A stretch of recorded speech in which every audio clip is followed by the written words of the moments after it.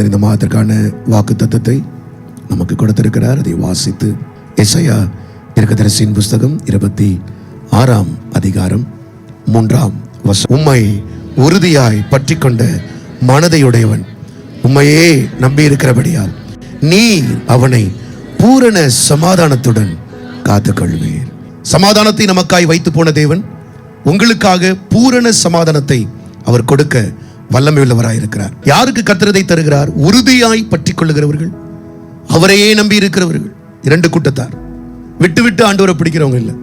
கர்த்தரை பிடித்த நாளிலிருந்து என்னுடைய மரண நாளோ அல்லது கர்த்தருடைய வருகையோ அதுவரைக்கும் உறுதியாய் பிடிக்க வேண்டும் என்கிற மனதையுடையவர்கள்.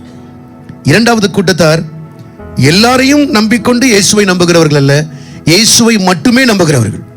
இந்த 2 கூட்டத்தாருக்கு ஆண்டவர் சொல்லுகிறார், நான் உங்களுக்கு சமாதானத்தை அல்ல பூரண சமாதானத்தை உங்களுக்கு தருகிறேன். அந்த பூரண சமாதானம்னா என்ன அர்த்தம்னா டபுள் பீஸ், 2 சமாதானம். அதை தமிழ்ல இப்படி சொல்லியிருக்காங்க, பூரண சமாதானம்னு. ஆனா எபிரேய மொழியில அதை சொல்லும் போது ஷாலோம் ஷாலோம் என்று சொல்லுகிறார்கள். எப்பொழுதெல்லாம் எபிரேய மொழியிலே வார்த்தை பற்றாக்குறை இருக்கிறதோ அப்பொழுது அதை 2 முறை சொல்லுவார்கள், இல்லாவிட்டால் 3 முறை சொல்லுவார்கள்.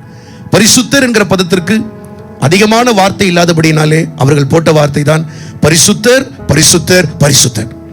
இங்கே அவர்கள் சொல்லப்பட்டிருக்கிறது சமாதானத்தை 2ஆய் கொடுக்கிறார் கர்த்தர். சமாதானம் சமாதானம்.